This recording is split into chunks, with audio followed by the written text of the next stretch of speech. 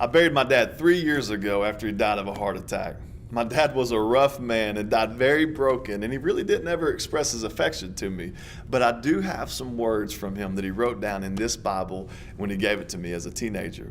Now, these are some of the only words I have from him, and they still bless me to this day. I wonder what your kiddo is going to hold on to after you're gone as the thing that blessed them the most. Blessing our kids is such an important thing for us to do. But what does it mean to bless them? The blessing is something we see all in Scripture. In Genesis chapter 1, God creates our first parents and then He blesses them. It's the blessing that pulls people together, calls upon God's protection, and it was used to mark important milestones like birth, marriage, and the passing of leadership from the older generation to the younger. We would love to see you create a moment to bless your child before they leave for school.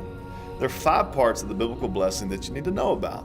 There's meaningful touch, a spoken message, attaching high value to the one being blessed, picturing a special future for the one being blessed, and an active commitment to fulfill that blessing. Now let me give you an idea of what those 5 things mean. First of all, meaningful touch could involve laying on of hands, a hug, a pat on the shoulders, or placing a hand on a young child's head or holding them in your arms. It's an appropriate way for you to say to them, "I love you," even before a word is spoken. And all throughout Scripture, you see touch being an important part in blessing others.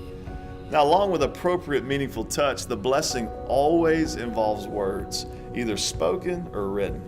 Your child desperately needs to hear a spoken blessing from you. "Oh, it's not that big a deal," you might say, or "They know I love them, that they're special, I don't even have to say that." But to them, your silence has communicated something far different from love and acceptance.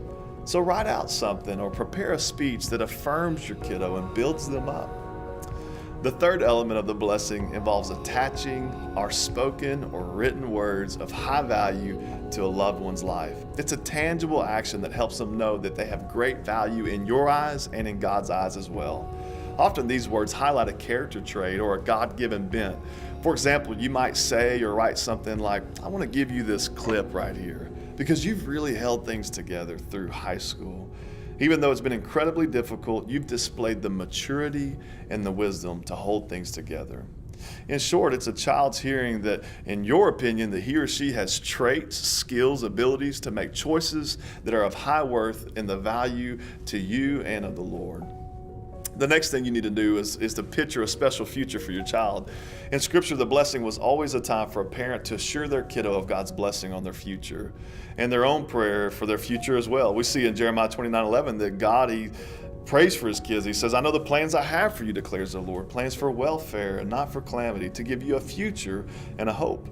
And when a blessing was given in Scripture, it helped the child to know that God saw positive things in their life and future, and their parents or loved ones did as well.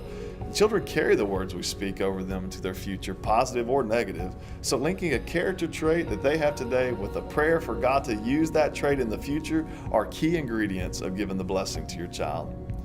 Lastly, the biblical blessing involves a genuine commitment.